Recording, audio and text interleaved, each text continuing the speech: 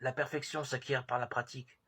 Ce proverbe familier résume une des grandes lois de l'humaine nature, et puisque c'est une loi, elle ne souffre aucune exception. Pour être expert en quoi que ce soit, il faut de la pratique. Il n'est sans cela pas de perfection possible. Et plus nous nous exerçons à condition que ce soit intelligemment, plus grands seront nos progrès et plus vite nous atteindrons le but. Cela est vrai aussi bien pour l'étude de la musique que pour celle des langues étrangères ou pour apprendre à nager, à patiner, à faire du ski ou autre discipline. Oui, cela est juste dans tous les domaines où l'esprit humain exerce son activité.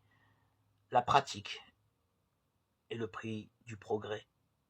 En affaires, dans l'administration, sur tous les plans, l'expérience et la forme que prend cette pratique. Et là aussi, c'est par l'exercice qu'on arrive à la perfection. Voilà pourquoi, toutes les autres conditions étant remplies, on s'adresse à quelqu'un d'un certain âge, de préférence à un jeune pour assumer les responsabilités d'un poste important.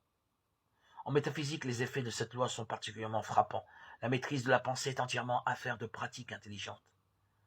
La vraie religion peut se définir. La pratique de la présence de Dieu.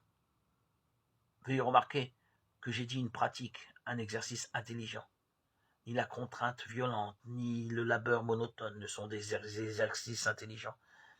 La pratique est la condition de la réussite. Nous pourrions nous écrier en paraphrasant: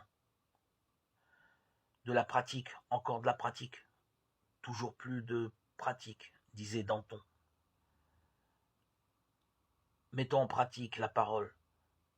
Ne vous contentez pas de l'écouter. Jacques 1, verset 32.